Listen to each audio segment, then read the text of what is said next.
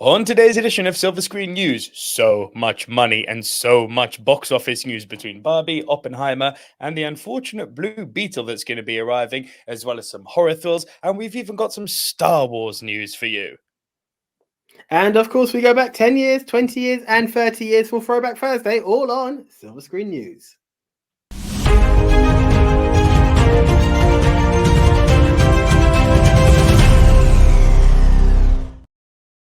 Hello, everybody. Welcome, as always. It is Wednesday, Tuesday at the time of recording, Wednesday at the time of viewing. We are here to bring you the latest rundown of all things movie related and movie news related, where we give you our take on the latest trending move stories and invite you to share your own views in the comment section down below. As always, my name is Nico Lero. And I'm the one, AJ Anthony Jordan. And if you want to skip to a precise news story and you're watching this on YouTube and not listening on the podcast, if you do want to listen to podcasts, we are available on all podcast platforms. And if you want to jump to a specific news story, there are timestamps in the description down below, or you should be able to see it on the little scrolly bar at the bottom. But with all that said and done, AJ, let's get right into what is hot off the press.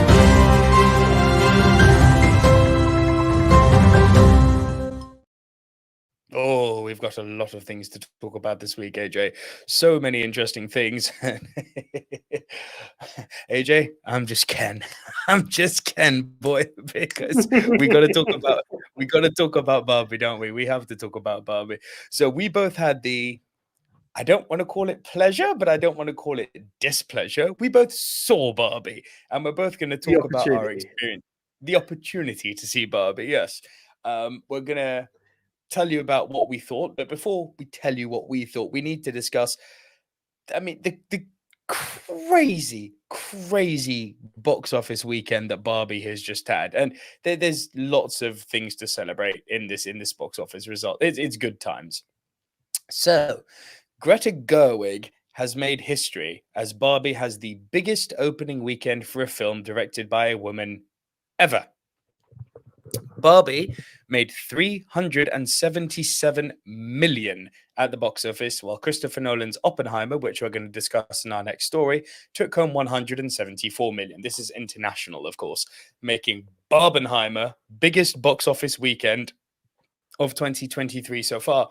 And fun fact, which I researched, it's the fourth biggest box office weekend in history. How crazy is that? Greta Gerwig has made history as Barbie scored a US 377 million, which is the equivalent of 293 million pounds, opening weekend around the world, making it the biggest debut ever for a film directed by a woman. At the North American box office, combining the US and Canada, Barbie claimed top spot with a massive 155 million in ticket sales from 4,243 locations, surpassing the Super Mario Bros. Movie and every Marvel film released this year to become the biggest opening of the year. The social media-fueled fusion of Gerwig's Barbie and Christopher Nolan's Oppenheimer as Barbenheimer brought moviegoers back to theaters in record numbers to see both films as a double feature. Oppenheimer also soared past expectations, taking in 80 million from 3,610 theaters in the US and Canada, making it Nolan's biggest non-Batman debut and one of the best movie ever starts for an R-rated biographical drama. It's also the first time that one movie opened to more than 100 million and another movie opened to more than 80 million in the same weekend. First time ever. When all is settled on Monday US time, it will probably turn out to be the fourth biggest box office weekend full time, which I've just said now that we're recording on the Tuesday, that's happened. Internationally, Barbie earned 182 million from 69 territories, fueling its 337 million global weekend. Barbenheimer affected ticket sales for Mission Impossible Dead Reckoning, of course, which fell 64% after a healthy-ish opening weekend, but with having strong reviews. Having lost IMAX screens to Oppenheimer, the Tom Cruise vehicle added only 19.5 million to North American box office takings, which in total reached 118.8 million. Women drove the historic Barbie opening, making up 65% of the audience, according to PostTrack, and 40% of ticket buyers were under the age of 25. This is the comeback weekend Hollywood has been dreaming of since the pandemic. There have been big openings and successes, Spider-Man No Way Home, Top Gun Maverick, Avatar The Way of Water among them. But the fact that two movies are succeeding at the same time is notable. It was truly a historic weekend and continues the positive box office momentum of 2023, said Michael O'Leary, President and CEO of the National Association of Theatre Owners. And yet, in the background looms disaster as Hollywood studios continue to squabble with striking actors and writers over a fair contract. So, AJ, Barbie's done big business. Big business. Are you surprised at all about this? And what were your thoughts on Barbie? I'm not shocked because what I saw in the lead up to Barbie was every person excited for Barbie. People didn't want to admit they wanted to see Barbie. Mainly guys, I'm going to be honest, didn't want to admit they wanted to see it, but they knew they were going to see it. So me being one of the first to say I've actually seen it, they were like, "Oh, you've seen it? Like, what was it like?" And then they're like, "Yeah, I'm actually going to go and see it." So it came out of confession time. But yeah, women were all over it. So I'm really not shocked. Honestly, not shocked. And going back, again, as I said in my review, what was really positive was just seeing a cinema so packed. I went at 1 p.m. I thought I'll beat the school kids. No. The place was packed. Just a few seats empty. The minute it finished, people were walking in to sit down and secure their spot. That's how excited people were for this film.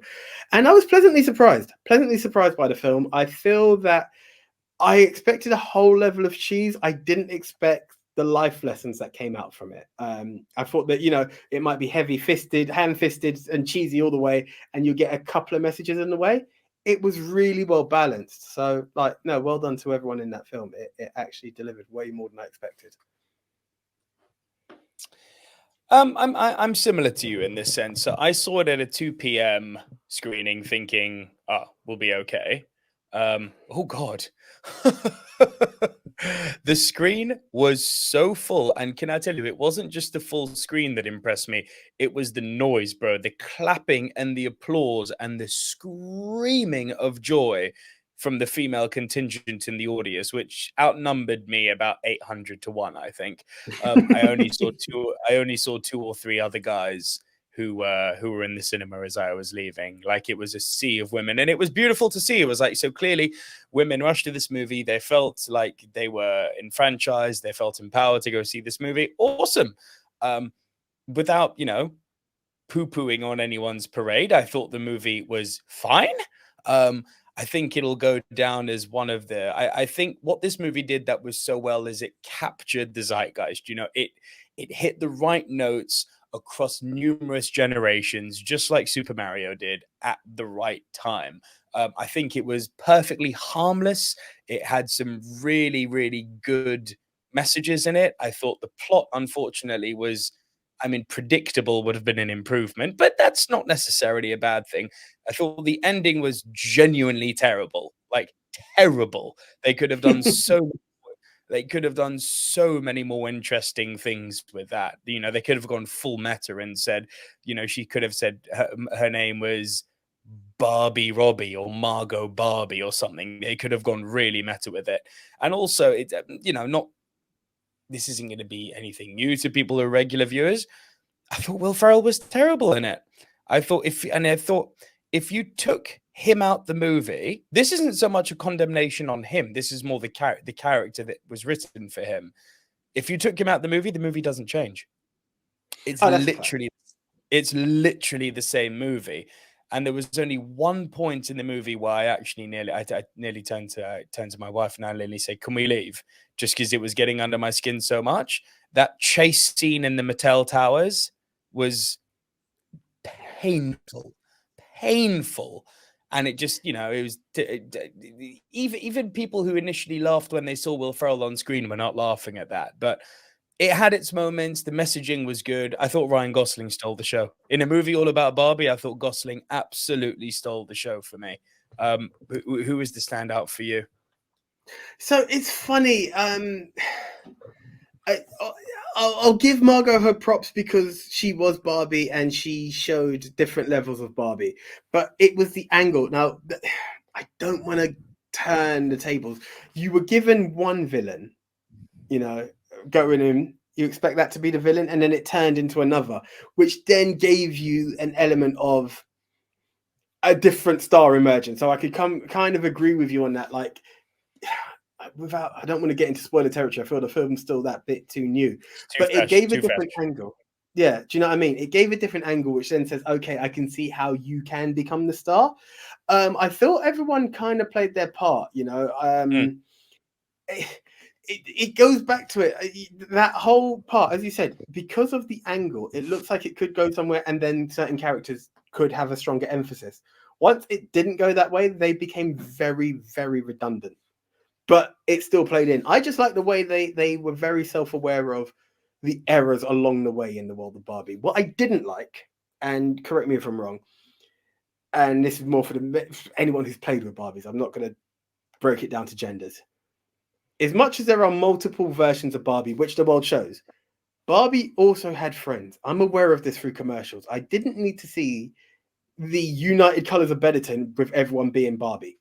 You know, I don't mind if you call that one whatever one of Barbie's friends are. I'm not part of that crowd, but do you know what I mean?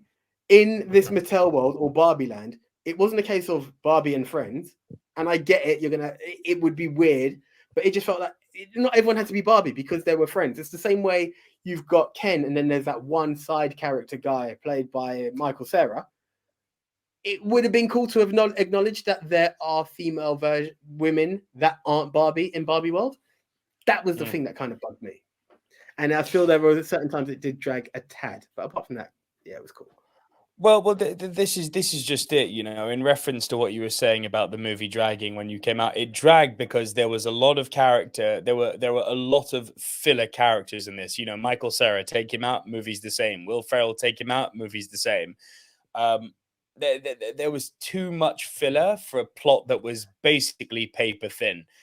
But I don't want to detract from what was ultimately, for most, an incredibly positive cinema experience, and it should be celebrated for that. Any movie that can put bums in seats, irrespective of quality, to drive the message home that cinema is alive and well, gets a pass in my books. But I want to hear, have you guys seen Barbie? What do you all think of it? As always, please leave your thoughts and your comments down below, and we'll reply to you on the in the comment section. So see you guys down there. But AJ, it's not just been a big weekend for Barbie. Ooh, as you just saw, it's been a big old weekend for Oppenheimer, bro. It was a big, big, big weekend for Oppenheimer. Now, little bit of context. Everyone was saying for ages that Oppenheimer's going to make 100 million. Like, first off, no chance in hell, quote McMahon, no chance in hell, on the simple basis that outside of the Batman movies, no Nolan movie has ever opened to 100 million. So least of all was going to be Oppenheimer. However, Oppenheimer truly surprised me with just how much it made. It is a case of I told you so, and it didn't open to 100 million. But for a Nolan movie, which, you know, are long, they're usually quite heavy. They're not for everyone. And this one, least of all, which is, you know, a partially black and white R-rated drama. This is called counter-programming to Barbie of the highest order, and it did so well.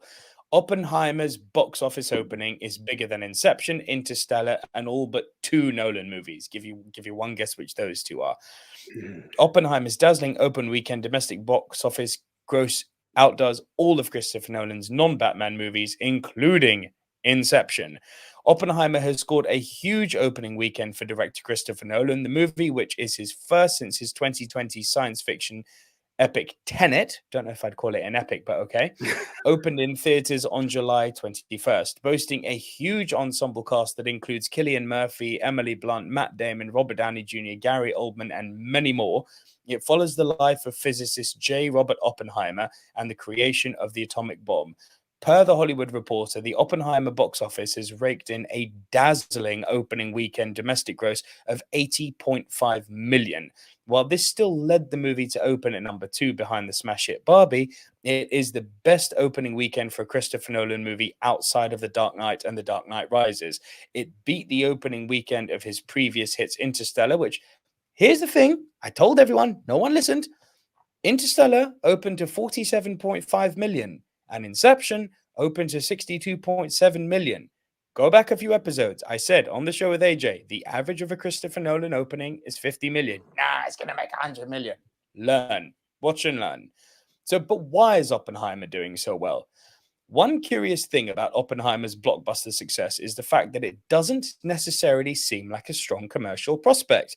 A biopic, as I said, a biopic about a physicist that is nearly 3 hours long and features many sequences shot in black and white isn't necessarily a guaranteed summer blockbuster. However, there are quite a few factors that helped it to rise to the top of Nolan's filmography. The first and most important factor is its success is the release of Barbie.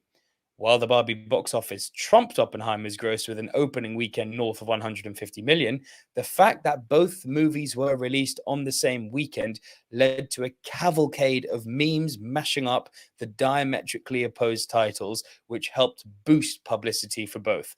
Oppenheimer was presented as either counter-programming to a perfect or double feature with Barbie, allowing it to succeed in a way it might not have if it was the weekend's sole release. Oppenheimer also succeeded thanks to Nolan himself. This is the point I want to drive home now, AJ.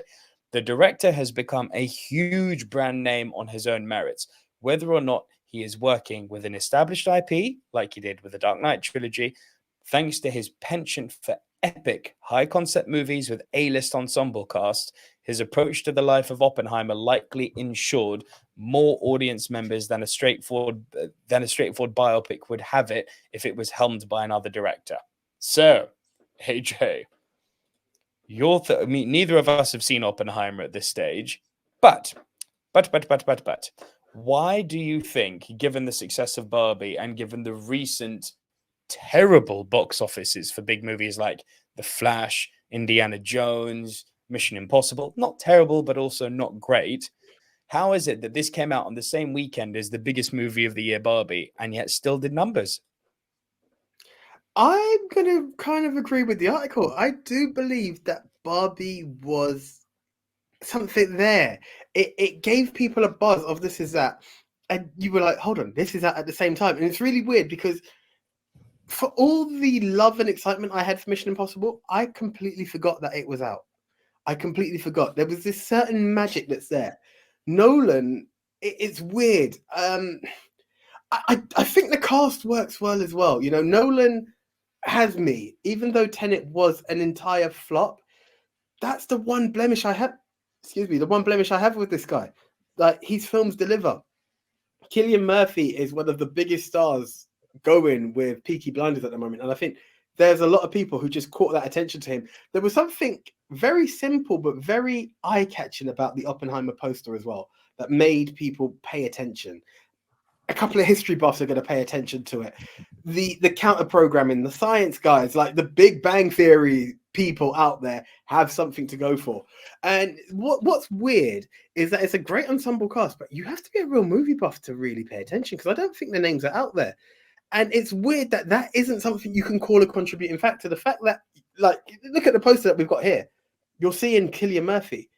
The fact that you've got Emily Blunt, Matt Damon, Florence Pugh, Robert Downey Jr., you know, Gary Rami Oldman. Malek. Come again? Gary Oldman. Gary Oldman. Like all of these powerhouses that are in there, but it's not shown on the poster. So as much as I'd like to say that that was the attraction, I don't know. There was something very mystical about this weekend that I can't put my finger on. I wanted to be a Barbenheimer this week. I just didn't have the time to be one. And, you know, I had hoped to be here right now saying I've seen both and it's there. I don't know. There's a certain magic that I'm really happy both have done well. I'm very eager, but I know that's a personal thing for me. I can't explain why it was globally as attractive. I wish I knew. For once, I'm kind of stumped. I am a big believer that the success of Oppenheimer, it's down to what the article said in second. I'm a believer that the success of Oppenheimer is down to the titular director. It's Christopher Nolan.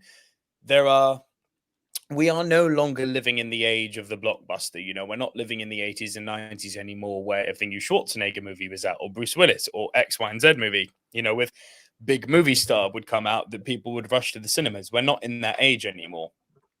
There are very few directors left who also command that, you must go and see me. Scorsese, I would argue, still has that. Spielberg is hit and miss. I think if Spielberg, the right word gets out, then people will still flock to a Spielberg movie, but he doesn't have the allure that he had in the 20th century. Nolan is a shining light in the modern age. Denis Villeneuve, I would argue, maybe has it too. But Nolan is a shining light amongst modern filmmakers. And a Christopher Nolan movie, there's no other way of saying it. It is event cinema. You're going to be in for something special with Nolan. It's a virtual guarantee, whether even with Tenet, whether you liked it or not, there was something there. I personally didn't like Tenet, but it was an original, interesting movie, all but I would argue poorly executed. And it sounds like Oppenheimer, he's captured lightning in a bottle again. Like, if this is as good as Inception or Interstellar or The Prestige, hell yeah, bring it on. I think Nolan's the draw. Anything to add on this? Look, it's a weird one that I agree, but I disagree. Like, I get you, and I totally agree that he was an attraction. But again, look at the numbers that have come out in between. It's weird. He's an attraction, but there was something else there that I can't put my finger on, and that's the funny thing. You talk about how Spielberg has it. If we could say Spielberg was there, I don't think Fableman done numbers. I could be wrong, but I don't think it did. And this is the thing. It's nice to see a director has that, and I will agree with you and the article that Nolan. I mean, look, go back a couple of weeks ago. Our pod said it.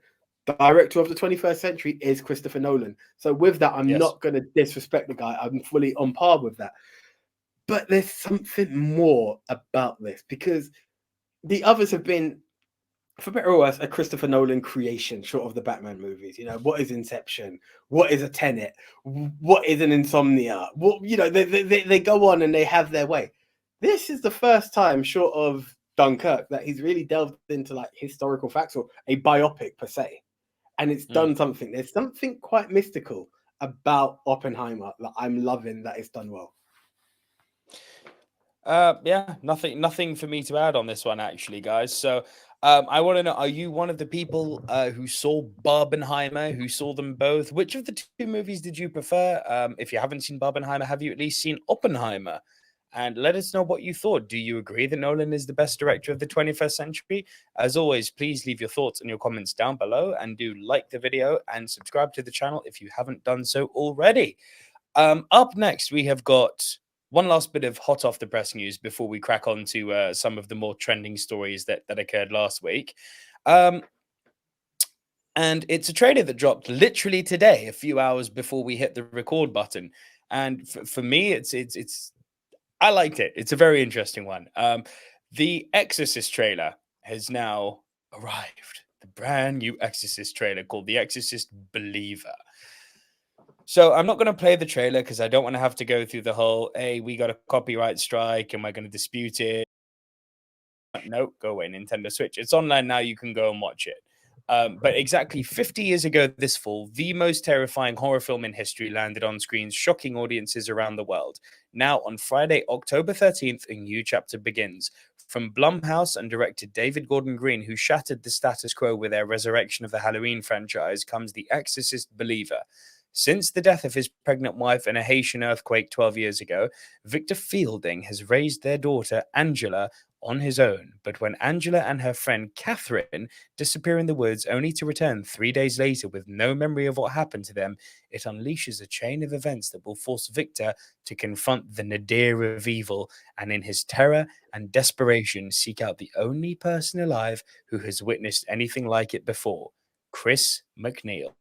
For the first time since the 1973 film, Ellen Burstyn reprises her iconic role as Chris MacNeil, an actress who has been forever altered by what happened to their daughter Reagan 5 decades before.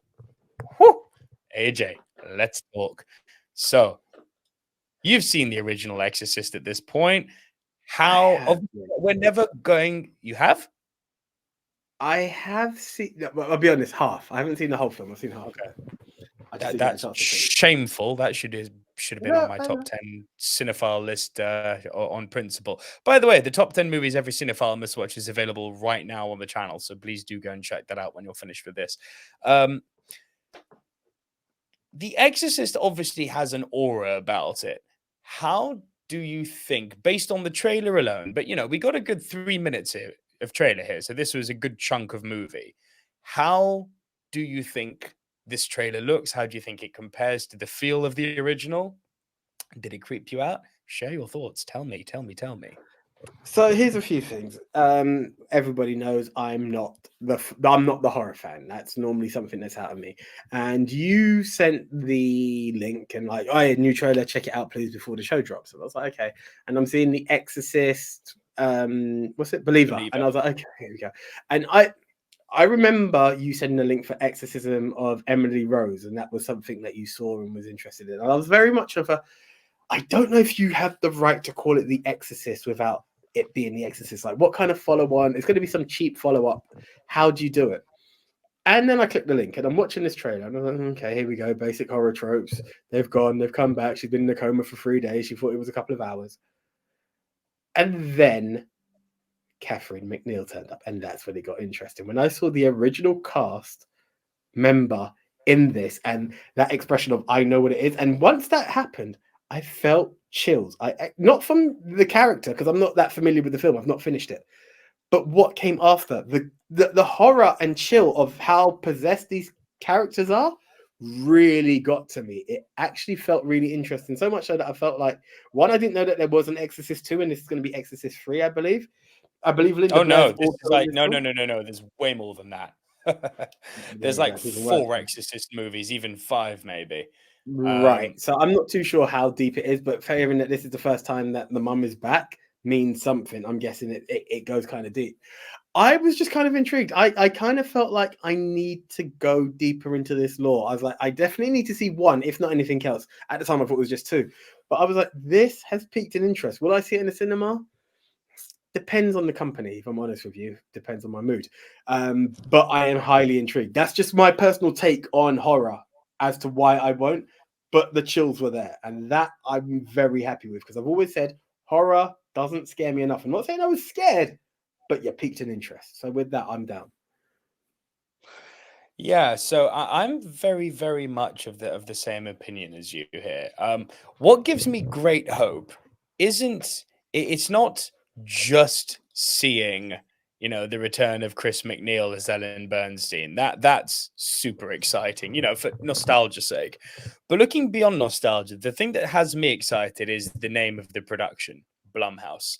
Blumhouse have quietly gone about in the 21st century making uber profitable, small, tiny little budget horror movies with IPs that people are familiar with, reimagining them, putting a fresh coat of paint on them, and somehow making them not suck. They don't have a perfect record by any stretch of the imagination, but this, as the article said, this is a company which reimagined Halloween, and for the first movie at least did very well. This is a company that gave us the Paranormal Activity series. This is the company that gave us Insidious, a company that gave us Get Out, and the company that gave us Firestarter. And let me bring up a few more of their movies here, because it's quite.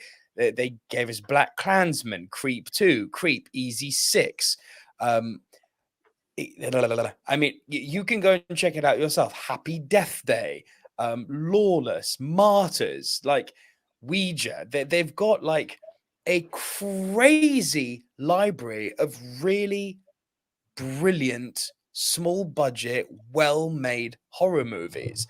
And the fact that they are helming this, and the fact that they paid through the roof, this is an interesting thing the article didn't mention. They paid through the roof to make sure this has three. We're going to get 3 more Exorcists. Now, that always worries me when you're planning a trilogy and the first one hasn't even come out yet. It's like, easy. But we are getting 2 more of these, and the next one is apparently releasing in 2025. This trailer creeped me out. I'm a sucker for Exorcist movies, and this trailer creeped me out. It doesn't have the feel of the original, but I don't think that's a bad thing. It's like, acknowledge the original and find your own identity. I'm excited, but it's horror. I'm the horror guy. Of course I'm excited about this. What else is new, right? But I want to hear what you guys thought. Have you seen this new Exorcist trailer? What did you think? Leave your thoughts in your comments down below, and please do like the video and subscribe if you haven't already. Unless there's anything you want to add, AJ, we can move on to some trending news stories. Yeah, the only thing I will touch on very, very lightly is I don't think a planned trilogy is a bad thing, because what scares me with a lot of other trilogies, Matrix is looking at you, it's when you make money out of the first and you then try to create a story. Whereas if you've got the idea for free, if it doesn't work out, the other two get scrapped and yeah, it sucks. But if you have a vision that can build along, it's the same way with, avatars going on for God knows how many. You're like, ooh, at first I was shaky, but I was like, you've got a pattern, you know where you're going, because you've got such a depth of story. I don't think it's a bad thing to have it planned, as opposed to make money, now let's try and make more. Because that's when you're just cash grabbing and weaker stories, I believe. Yeah, that's actually a very good point. Lord of the Rings being arguably the gold standard of do all three at once. Yeah, Yeah. great point. All right. Well, with all that said and done, let's move on to some other trending news stories that haven't happened in the last sort of 24 hours in a section that we just call News Update.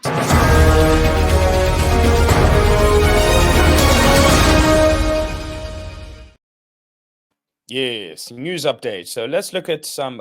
We've been talking a lot about box office this week. We're going to be talking more about box office now. We've gone from super positive, and unfortunately, it's time to be reminded about the reality that when you're not Barbenheimer, you don't have much of a hope in hell in the year 2023. So sucks, doesn't it? But yeah, the unfortunately, AJ, it seems that the Blue Beetle box office projections are not looking good. So here's the full story.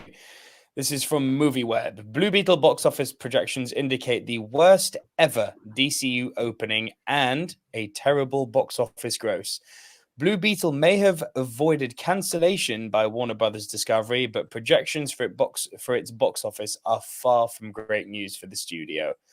The 2023 struggle for DC movies to make their impact on the cinematic landscape may be about to hit its own Mariana Trench with the arrival of Blue Beetle.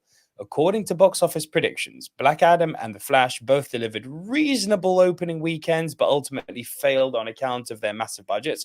I don't know what this article is talking about. The Flash did not have a reasonable opening weekend. But anyway, and the less said about Shazam Fury of the Gods' underwhelming performance, the better. However, they could all pale in comparison to the incredibly low, wait for this, AJ, 12 to 17 million opening weekend being projected for Blue Beetle. James Gunn, bless him, has tried to do his best to instigate some interest in Blue Beetle by making sure that everyone is aware that the character of Jamie Reyes will be carrying on in the new DCEU. Confuse me. But it seems that even that cannot get people into cinemas to watch DC movie. If the projection shared by Box Office Pro turns out to be accurate, not only will Blue Beetle have the worst opening of a DC movie in recent memory, discounting Wonder Woman 1984, which pulled in 16.7 million during its day and date release in the COVID pandemic, but the film is also predicted to earn just 55 million at the domestic box office in total. Considering the movie comes with a 120 million budget, this kind of result would be nothing short of another disaster for Warner Brothers Discovery. So, the article then goes on to talk about Blue Beetle's box office fail could make Batgirl's cancellation worse.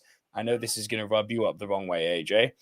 As if things don't look bad enough for Blue Beetle's box office, the film's star will not be coming out to promote the movie thanks to the ongoing actor strike, which is something that can only hinder any chance Warner Brothers Discovery had to try and drum up more interest in the film.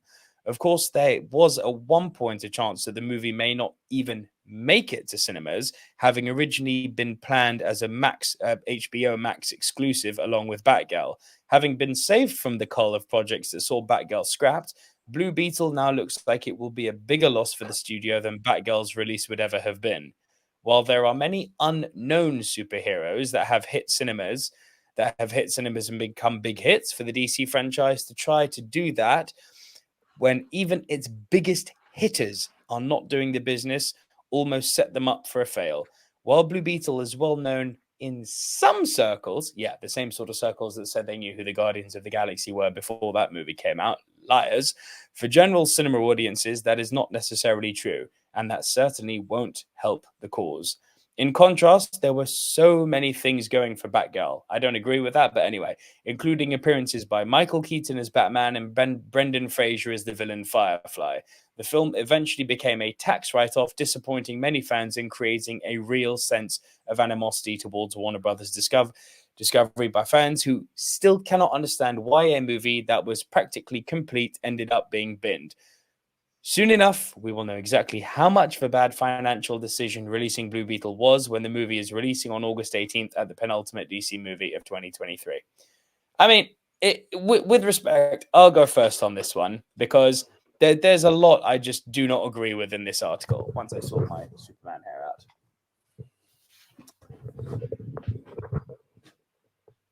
Even if Blue Beetle opens to as low as they're projecting, and even if Blue Beetle only makes 55 million at the box office, that's still 55 million than more than it would have made if it had gone straight to streaming. That's just a fact. You don't make money on streaming. We've already established this on the channel many a time, and we've had people disagree and who have ended up with egg on their face all over, and it's been a joy to behold. Cinema is where the money is. I seem to be saying this every single week. 55 million is still more than zero. The article is trying to make out that the movie, which has a 120 million opening, the 120 million budget, which, by the way, in contrast to a lot of the big blockbuster movies this year, is actually quite a reasonable budget. I know it's crazy to say that 120 million is reasonable, but in contrast, it is. 55 million is more than it would have made on streaming. So I think this is portraying a bit of a one side of the argument, in my opinion. And I think it's very simple why the reason the Batgirl movie was panned. Because they watched it and saw that it was terrible and said, this is not worth even releasing on streaming. Bin it. This is going to damage our reputation. There's no other reason why they would have done it than that. AJ, your thoughts on Blue Beetle's potentially disastrous opening weekend? But I love how the article, I'm just going to play games here because I love how the article says the worst ever DCU opening. This is the first film of the DCU, so what are we comparing it to? But taking that aside from the situation, sorry to cut you off, AJ. Remember, it's not the first DCU movie; it's the first DCU character. Yeah, there we go. Yeah, there we go. Remember? See, I told you it would Yeah. get confusing. Superman Legacy is the first DCU movie, but Blue Beetle is the first DCU character. Yeah. This is the confusion of it all. I can't say I'm shocked. Blue Beetle to me is a character that I first came across when playing Injustice 2. I think I've seen him in a cartoon Justice League movie or two. I'm not sure, but I was very unfamiliar with this character. It was a bold move by DC to do this. I get that Marvel played a gamble and won with Blade, but that was Wesley Snipes at the helm. I can't tell you who's playing Jamie here, like respectfully. And at the time, people didn't even know it was a Marvel movie. It was just a cool vampire hunter movie. This is definitely a superhero movie in the realm of superhero movies in the world where superhero fatigue is also a thing. You're not giving me your strongest hitter. And there are many factors I feel that are just not in Blue Beetle's favor. Again, I go back to it. I would have started with Corin Sweat. Start with Superman. Start with your biggest hitters. Make Batman more interesting. Let's go with the names that we've got. If we're going to press the reboot, let's build those and then start to say that these are the characters that will be joining them later. The same way that, as you quoted previously, the Guardians of the Galaxy are coming. The same way, and respectfully, I say this: Doctor Strange is coming. That people know Iron Man. People knew Thor. People knew Captain America. Iron Man, Thor, yeah. You and me did. I still feel you could get away with Iron Man more than you could Blue Beetle. Do you get where I'm going with this? 100%. But he's still a backup dancer, or was still a backup dancer. And even in a weird world, I feel people were familiar with Shazam because he was Captain Marvel in a DC world, and that used to confuse the world. Blue Beetle to me is a newer character. So even the older comic book geeks can't get familiar with the guy. As I said, it took a video game to introduce me to this character. So all of these elements aren't proving positive for people to be like, oh, let me sign up. Like, it's just missing interest. and I don't know how you can drum that up. There's not even a promise of a feature of somebody, you know? Don't know what to say. I mean, yeah, I don't have much to add to that. I mean, look, they could do something relatively cool. They could do something like, have David Corn sweat in the post credit scene, and we get our first look of Superman. They could do something like that. It doesn't take long to get an actor into a suit and to digitize a cape onto him. It's 2-3 days of work essentially. But you've got a little thing called the actor strike going on, so even that seems like an impossibility at this point. So I don't know. I don't think this movie's salvageable. But I'll say this: I was actually really entertained by the trailers. I'll definitely see this movie in the cinema. It looks like a barrel of fun. So that makes me sad, but it is the current trend at the moment. People are speaking with their money. Look, it piqued an interest, and if it continues to pique an interest, people will head to the cinema. And if it's good, as the trailer makes out, people head to the cinema again, and it could be the underdog that no one expected. Will it beat Barbie for the year? Hell no. But it may still be an underdog that we were like, oh, didn't see that coming. Listen, I think at this point, if it breaks even, it'll be considered a success by considering what the projections are. But yeah, we'll see what happens. Let us know down in the comments, guys. Are you going to see Blue Beetle, or are you going to keep your money tight in your wallet or in your bank account? Let us know what you think, and leave your thoughts in the comments down below. And we move on to our next story in the realm of Star Wars. AJ, it's time to talk about Star Wars. Let's bring out the sweaty nerds. Time for the toxic, sweaty nerds of the Star Wars universe. Because we now have... I'm happy to hear this, I have to say. Our man, John Boyega, says he's open to appearing in a future Star Wars movie. So John says some things in this article which I don't entirely agree with, but we'll move on. We'll adjust those. John Boyega has revealed that he's open to making a return to the Star Wars universe, but only if the project is the right fit for him. In an exclusive Tech Radar interview to promote his new Netflix film, They Cloned Tyrone, Boyega confirmed that he hasn't fully closed the door on appearing in a future Star Wars film. Lots of money. However, he suggested it would have to be the right time for Finn, the character he played in the franchise sequel trilogy, to show up. Boyega's Star Wars future has been a hot topic of discussion since he criticized the decision to sideline ethnic minority characters as the sequel trilogy progressed. In Star Wars Episode 7, The Force Awakens, Boyega's Finn played a big role in how its story played out. However, in Star Wars Episode 8 and Episode 9, Phil and Kelly Marie Tran's Rose Tico, to name just two characters, were moved to the periphery in favor of the franchise's white characters, such as Daisy Ridley's Rey and Adam Driver's Kylo Ren. In a lengthy GQ interview in September 2020, Boyega also hit out at certain sections of Star Wars fanbase for racially abusing him and Tran. At the time, Boyega said, "I'm the only cast member who had their own unique experience of that franchise based on their race. Let's just leave it like that." It makes you angry with a process like that. It makes you much more militant. It changes you because you realize I got given this opportunity, but I'm in an industry that wasn't even ready for me. Nobody else in the cast had people saying they were going to boycott the movie because they were in it. Nobody else had the uproar and death threats sent to their Instagram DMs and social media saying, black this and black that, and you shouldn't be a stormtrooper. Nobody else had the experience, but yet people are surprised that I'm this way. That's my frustration. In the near 3-year period since the interview, Boyega has made peace with his experience as a black actor in Star Wars. It's unclear that what the future holds for Finn in Lucasfilm's iconic universe, but there is growing speculation that we could see him again in a future Star Wars movie. And it goes on and he elaborates a bit on a few other things. Again, if I could go first on this one, because I think it's kind of two-pronged this. So I remember very clearly when the Force Awakens trailer dropped and people got very angry at John Boyega being a stormtrooper, and there were calls for no black stormtroopers. Like, it was utterly ridiculous and it was disgusting. That was the first sign of the toxicity within the Star Wars fandom. and in the wider movie sphere, which is, it's so sad. We've spoken about this recently in other formats of racism towards actors. We were talking about our disagreement with Snow White being cast as a Colombian last week, but we also said that you shouldn't be attacking the girl just because she's collecting a paycheck. That's ridiculous. Like, leave John alone, leave Rachel Zegler alone.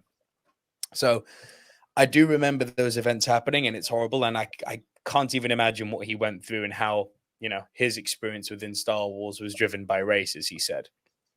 However, I do think he's driving a bit of a nasty line here by saying that the ethnic minority characters were sidelined in the following movies, as in after episode 7, so episodes 8 and 9.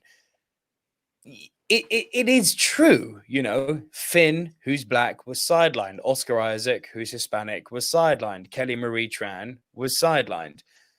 But it wasn't their movie. This was Rey's movie.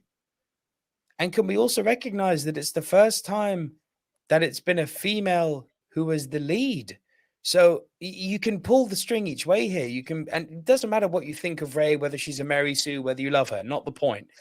The fact is that with episode 7, some people would say it was going woke, but Star Wars was embracing a whole new identity that featured Black, Hispanic, and women as their leads. Now, I know people will say, oh, but Princess Leia was one of the leads. She was a lead. She wasn't the lead. Rey was the lead.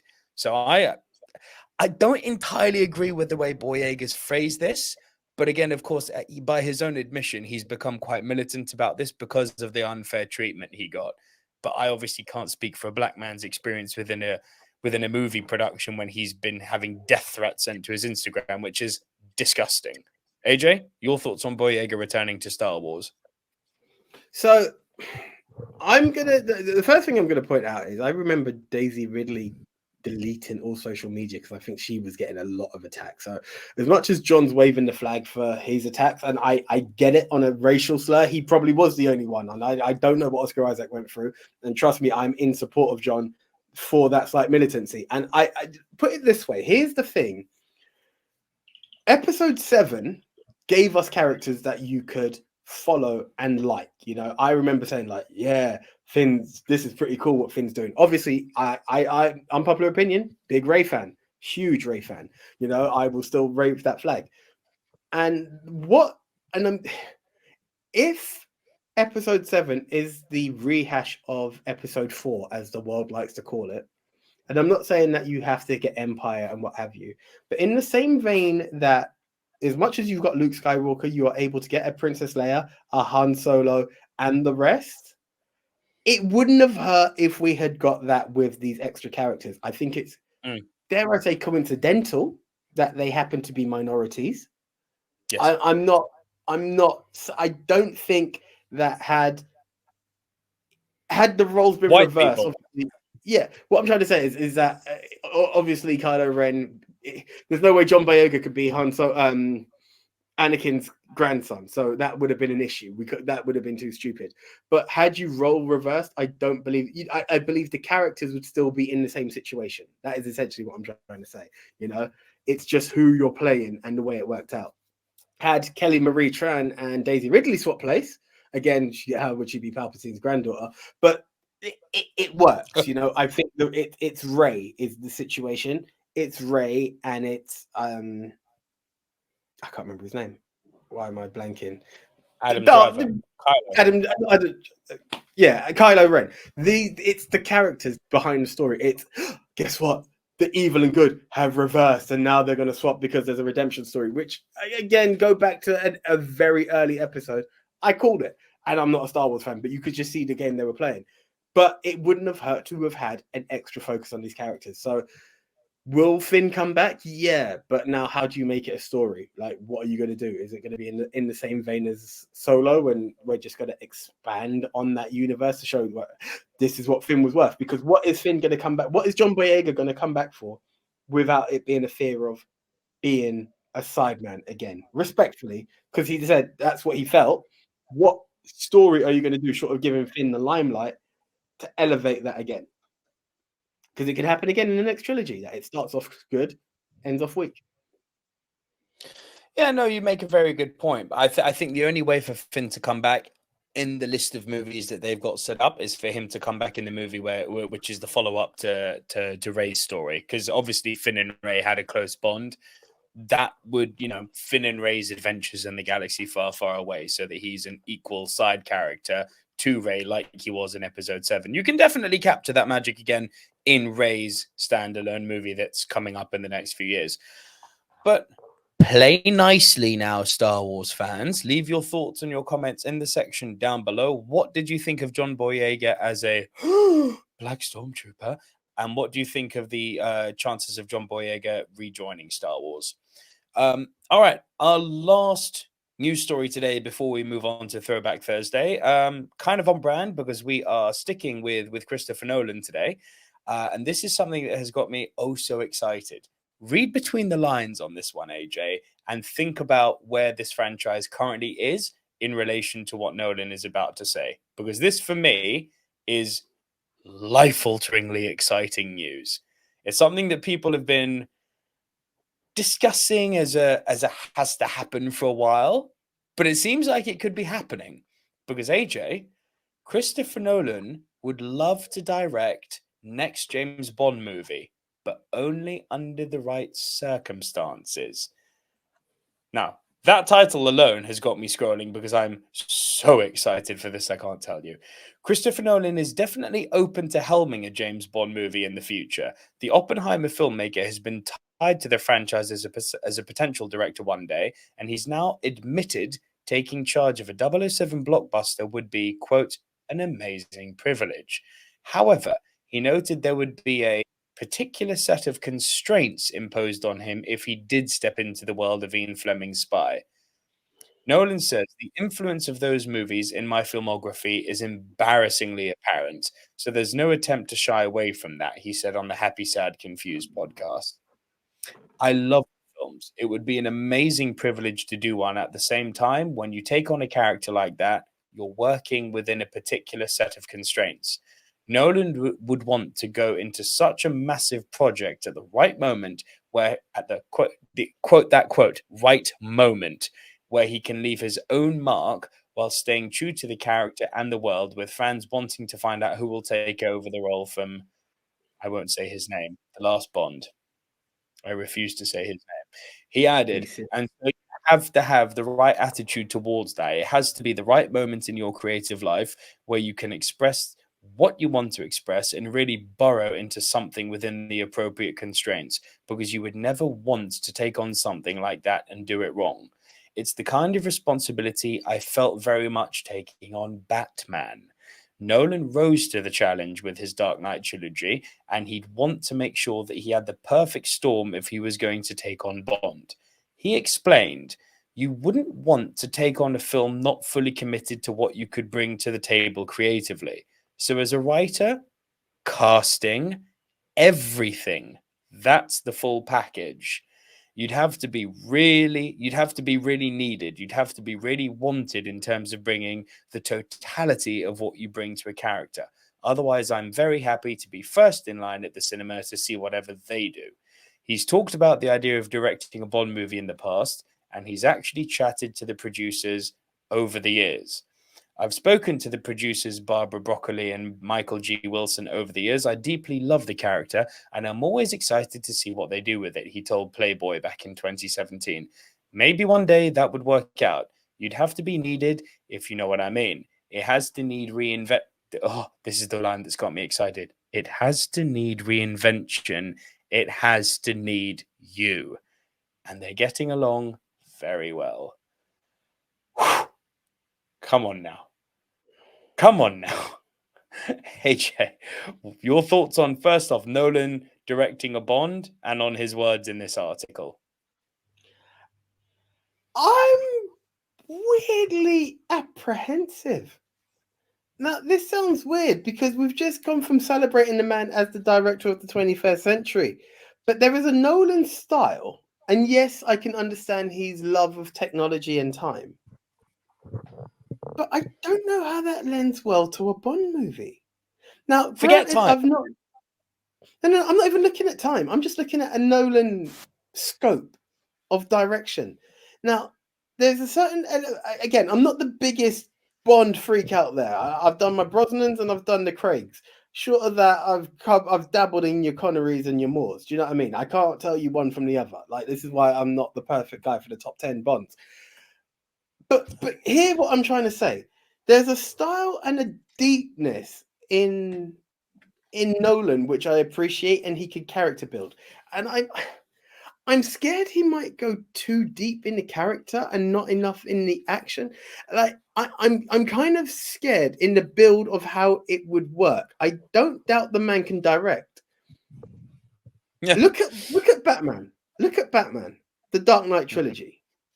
It took away from we always say it's not a superhero movie. It's a detective movie with a man who happens to be a superhero, right?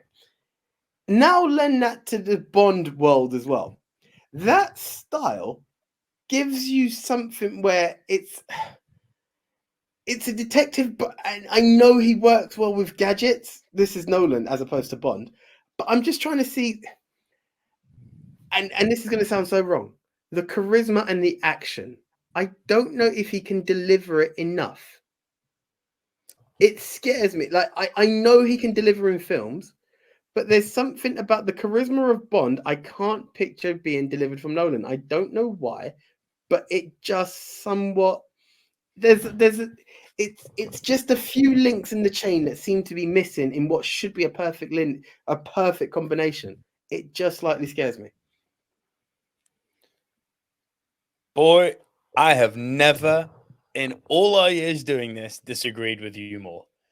I cannot imagine anyone on the planet better suited to directing Batman in its current needing Bond. of sorry, I cannot imagine anyone on the planet better suited to directing Bond at this particular moment. Nolan said in this article, he will be there when the character needs reinventing. Check. He will be there only if he's allowed writing duties and casting duties.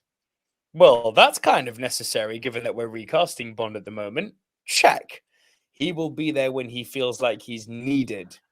Well, he's just been responsible for the fourth biggest weekend opening in box office history, along with Barbenheimer. Check.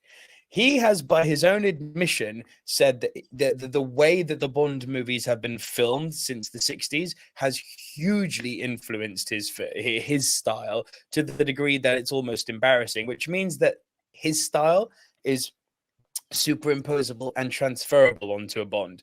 Now, you want to talk about epic action sequences. Think of things like the black hole in Interstellar.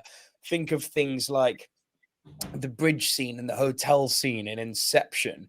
Think of things like, think of moments of tension, like transfer Batman and Joker to something like Bond and Blofeld. I mean, you don't need Bonds to always be big, bombastic on the action. It needs a bit of that, but it needs to have that in dabbles. You know, some of the great Bond movies, like From Russia with Love, were not heavy on the action. Casino Royale had action scenes, but it wasn't that action heavy. You know, I think this is a match made in heaven, and I can't think of a better time for Nolan to take over the helm of Bond. But yeah, I want to know what you guys all have to say about this. As always, please leave your thoughts and your comments in the comment section down below. And please do like the video. And before you leave us, hit the subscribe button. And before you leave us again, stick around because it's time to take that long, winding road all the way down to the dusty avenues of TBT, the TBT Boulevard, AJ, for Throwback Thursday movies.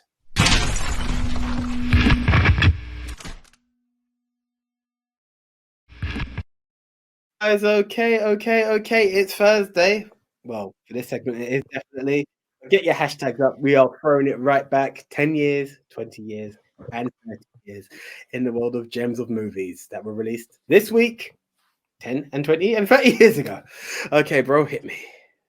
Yep, it's our classic movie watch, and we basically are now going to add a little something to this. For those of you who have watched regularly, we are going to decide whether these movies should be forgotten to the annals of history, of movie history, or if they're deserving of a rewatch, be that on streaming or a nice little Blu-ray 4K order. And AJ, 10 years ago this week, part 2 of this trilogy. I hate when I hear that. Right?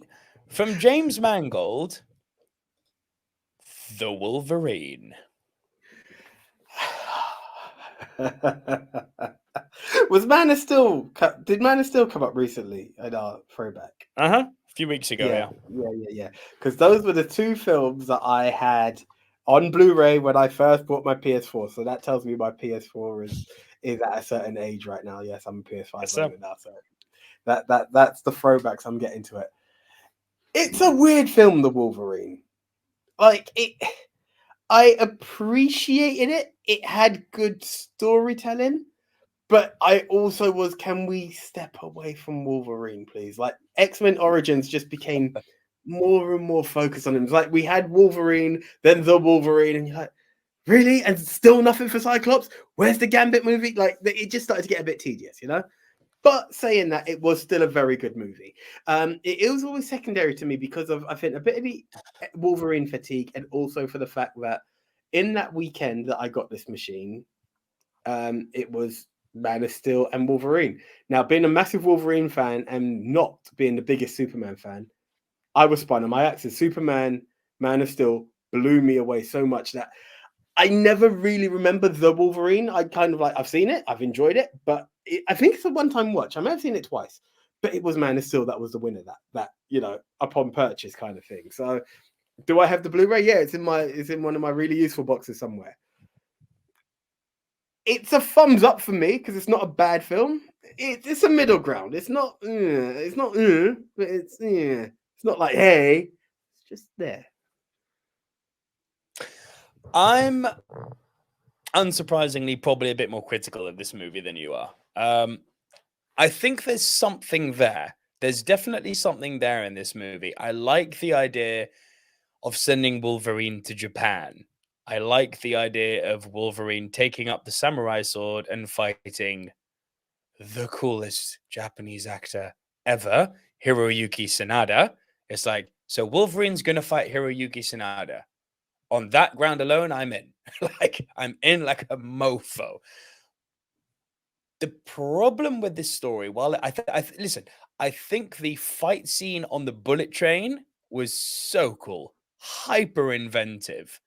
The movie falls off the face of the earth in Act 3 when they bring in Silver Samurai, and it's just weak. I enjoyed the initial playing of history where Wolverine survives the nuclear bomb in Hiroshima and helps them, save someone in the process. And this someone then comes back for him later on in life. There was something there. It was nothing earth shattering or groundbreaking, but there was a modicum of something interesting there, but it didn't quite land. It had some fun set pieces, had some good ideas. I wouldn't ever suggest that you go out and add this to your collection. But if it's on TV, if it's on streaming, and you've never seen it, check it out. You could do worse, but it's a middle of the ground veering towards a down, just not quite a down for me. But watch it on streaming if it's there, but I wouldn't give this your money. 20 years old, AJ. Part 2 again. There we go. This is crazy. This is really crazy. Tomb Raider, The Cradle of Life. Good old Angelina. I do see Angelina, and I still do think to myself, she is Lara. I can't separate it. It's something. Oh God, there. I don't. I still need to see Vikanda's movie, so it's a bit unfair. But I feel like I need to play the game first. It's a different situation. I don't know if this is going to surprise you. It's a thumbs down. It's not one of those that I remember being fondly enjoying. I remember really enjoying Tomb Raider 1 as a movie. This one just felt a bit weak. I again, for a sequel, I know sequel. This is what gives sequels a bad rap. Like, you get some films that you're all over, and then you have others that is utterly forgettable. Is this the one where she repeats something like 3 or 4 times at the end, or was that the first? I can't.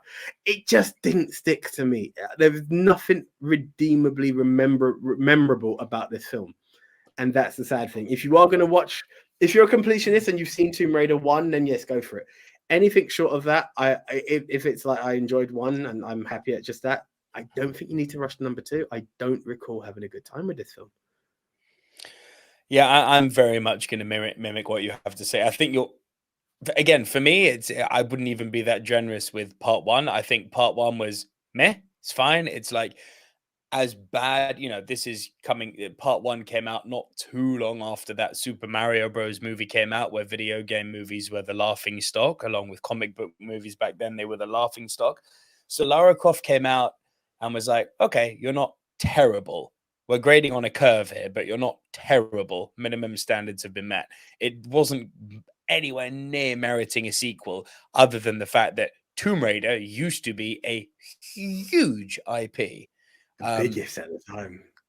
Huge. Like, she was the lady of PlayStation. I mean, I don't think Lara Croft is the face of PlayStation anymore. Like, absolutely not. You've got your Ratchet and Clanks, you've got your Kratoses, you've got your Nathan Drakes. Like, Lara Croft doesn't register anymore. It just like the new Tomb Raider collections come out and people don't talk about it. Tomb Raider and Metal Gear. Even though it's really good, by the way. The new Tomb Raiders are really good. I'm not saying they're not, but the world just doesn't talk about it. I think some of the games just went the wrong way, and it just really damaged them before the reboot. It really, really damaged Tomb Raider. The movies were not great. The games that followed the movies were not on par with the original Tomb Raider 1 and Tomb Raider 2. Like, they just got progressively worse and worse and worse till they... The original trilogy was good. After that, it went terrible. Angel of Darkness and all that was just like, ugh, just so bad. And listen, this movie, at least in the first Tomb Raider, she kind of raided sort of one tomb. She doesn't even raid tombs in this one. It's just like generic action movie with white people. It's like, okay, so it's a hard thumbs down for me. I certainly wouldn't add this to anyone's digital or physical media collection. I wouldn't even waste your time watching this, to be honest. If it's on, move on to the next channel. I think this can be forgotten in the annals of history, especially considering the Vikander version is way better. It's a step above a Uwe Boll movie. Oh, it's again grading on a curve. Getting hard on a curve. 30 years old, AJ. Woo. We have 2 movies in the 30-year-old category this week. One of them a worldie, one of them that I think is going to send shivers down your spine. Which would you like first? Let's go for the worldie. One of, in my humble opinion, the all-time great comedies. It's a favorite here. Carrie Elwes as Robin Hood, Men in Tights. Jesus Christ. Men in Tights. This is when people knew how to do spoofs. This is when people knew how to do slapsticks. And I don't know where it fits in this world, but on a personal level, it's a thumbs up. It's a has to be seen. I don't know what the generations beneath me will say, but I had great fun with this. What this has done is thrown me back to a time when we were Sky owners, and this is my family. I can't speak for anyone else. When I say we were Sky owners, you may still be a Sky member. Still am, brother.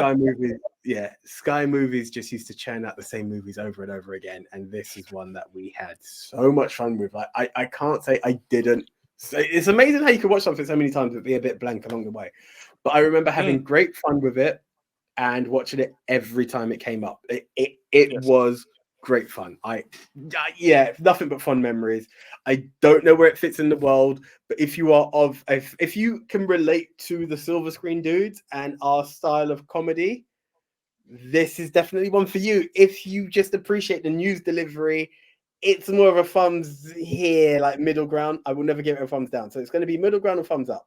That's just where it sits. It depends on your age and how you embrace comedy of a bygone era. I just have to be real with that. You're quite right. It very much is comedy of a bygone era, as we don't really get slapstick anymore, sadly. You know, the scary movies, the Not Another Teen movies, the vampire movies, all of the your Vampires Suck or Meet the Spartans, all of those modern slapsticks were so bad that they kind of killed the slapstick genre. I would argue that it could use a revival now. Um, but In the right hands. this In the right hands. in the right hands, correct. You know, I wouldn't want to see them cast someone like Will Ferrell in a slapstick movie. It would just be painful. He's slapstick without being slapstick. But this came out in an era where Mel Brooks, you know, was at his, you know, we had Blazing Saddles, we had Dracula Dead and Loving It, we had this, you know, these are all, we had Spaceballs, these are all must see Hot shots. slapsticks. Like, Hot Shots, Hot Shots Part 2, yeah. Naked Gun, Naked Gun. Spy Hard. Yeah, man. Um, Austin Powers, I would argue, is a slapstick. You know, we had. Yeah, that is the last of the spoof, really. That was the only Yeah. good one, then it went into stupidness. Then it went into stupidness. This is a real slice of cinematic history. I would say if you're a physical or a digital movie collector and not just a streamer, definitely add this to your collection because it's going to become progressively harder and harder to find. So you want to preserve that piece of cinema history. It has got. Listen, it's a great time if you're drunk. It's a great time if you're stoned. It's a great time if you're sober. It really doesn't matter because it's just laughs all around between the references that they make to the other Robin Hood movies when Robin Hood was played by American actors. Because unlike other Robin Hoods, I have a British accent. Sorry, one of the all-time brilliant comedy slapstick lines. So good. Little attention to details like the way that Prince John's mole keeps moving all over his face.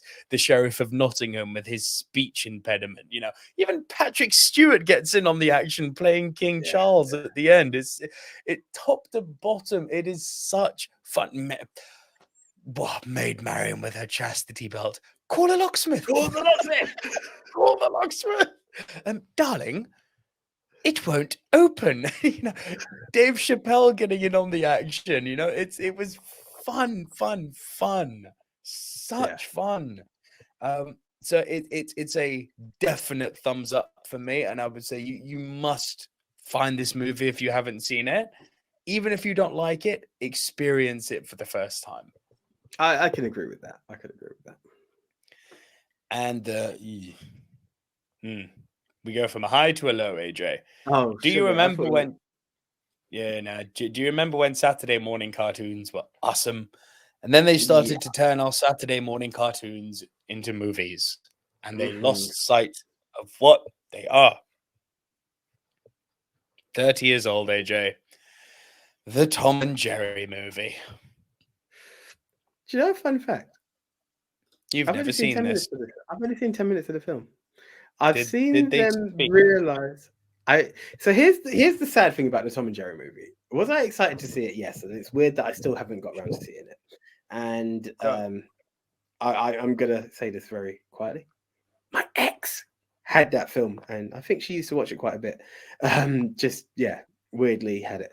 And one of the things that I always remember threw me off and kind of put me off as much as I wanted to see it. It intrigued me, but always put me off. Tom and Jerry spoke. And that felt extremely wrong because for generations, like my dad grew up on Tom and Jerry.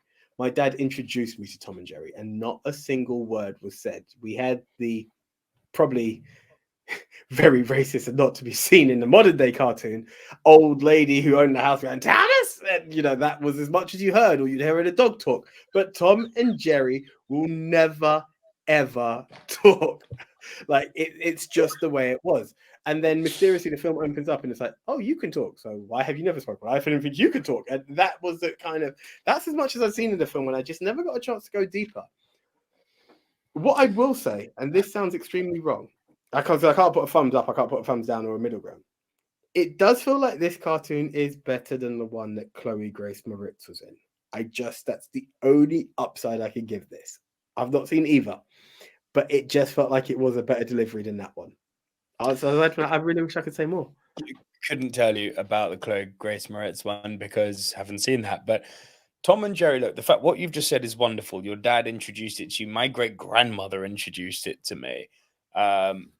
It was pure Saturday morning cartoon goodness. It was like a flavor of the 70s, 80s, 90s, you know? It was, this is the cartoon you watch. And you didn't need to have the characters speaking because it was so well written and so simple in what they were doing that you didn't need dialogue. It was a story told through movement. It was good. And, you know, people will argue, well, how would you do a Tom and Jerry movie if they're not going to talk? Quite simple. If you can't figure that out, don't do the movie. Because in doing so, you have completely lost touch of who the characters are. In 20 minutes, there is, go onto YouTube and look up a Tom and Jerry episode called Blue Cat Blues. In 20 minutes, without any proper dialogue, they managed to show you, they managed to tell a really cohesive narrative about Tom falling in love with a girl who's out of his reach. They managed to tell you they managed to do a narrative commentary on social classes. They managed to reinvent the relationship between Tom and Jerry as friends instead of enemies, and they become kind of frenemies by the end. But Jerry's there to pick him up, and when he's feeling down and heartbroken and broke and suicidal, all without needing to speak. Powerful cartoon filmmaking. It's on YouTube, Blue Cat Blues. Go check it out. And in that 20 minutes, they managed to do more than anything in the hour and a half that the movie could do. And it was without talking.